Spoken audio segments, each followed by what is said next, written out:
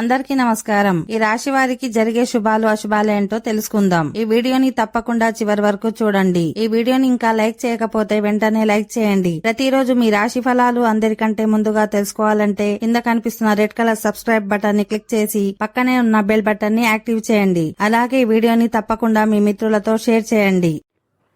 ఈ రాశి వారు ఈ రోజు తమ కుటుంబ జీవితంలో కొనసాగుతున్న విభేదాలను ముగించాలి. లేకుంటే అది మీ మానసిక ఒత్తిడిగా మిగిలిపోతుంది. ఈ రోజు మీరు ఏదైనా బ్యాంకు లేదా సంస్థ నుండి రుణం అస్సలు తీసుకోకండి. ఎందుకంటే ఈరోజు సమయం అనుకూలంగా ఉండదు. దాన్ని తిరిగి చెల్లించడం చాలా కష్టమవుతుంది. ఈరోజు రాజకీయ రంగంలో కూడా మీ విస్తరణ పెరుగుతుంది. ఈరోజు మీ బంధువులతో కొంత విభేదాలు ఉండవచ్చు. మీ మాటలను నియంత్రించుకోవాలి. లేకుంటే మీ సంబంధాలలో చీలిక ఉండవచ్చు. ఈ రోజు పూర్వీకుల నుండి కొంత డబ్బు లభించే అవకాశం ఉంది.